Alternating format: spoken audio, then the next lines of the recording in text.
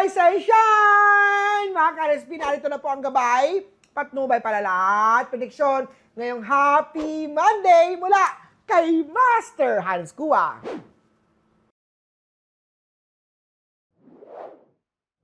Unahin natin ang mga pinanganak ng Year of the Rat. Huwag baliwalain ang simpleng sakit.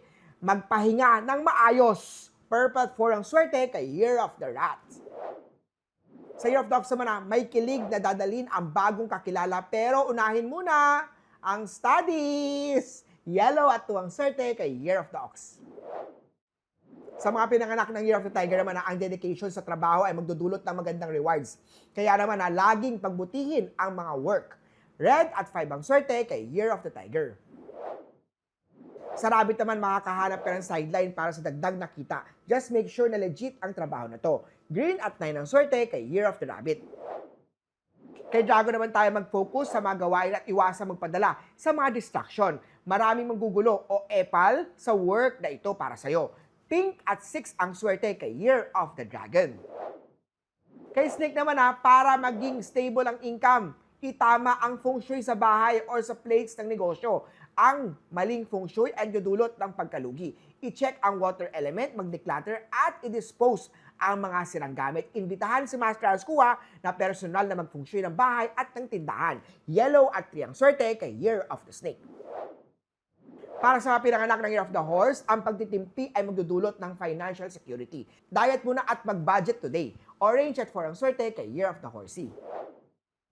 Sa Year of the Goat naman tayo, huwag kalimutan ipakita ang appreciation kay partner. Also, appreciation sa sarili. Huwag kalimutan mag-exercise sa kabila ng busy schedule. Purple at 7 ang swerte kay Year of the Goat.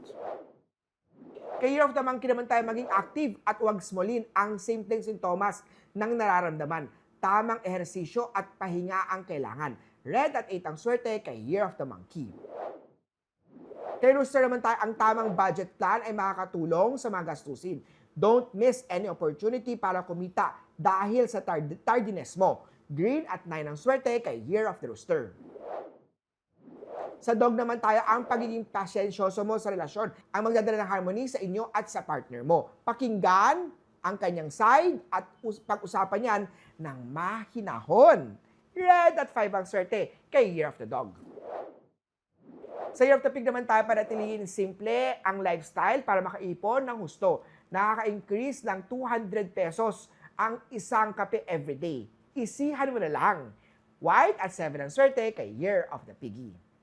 Muli po, ito po yung mga gabay patnubay palalaat, prediction lamang ni Master Hans Kua. Nasa inyo mga kamay nasalalay ang inyong tagumpay. Kaya always be positive at i-claim ang mga swerte, mga ka-RSP.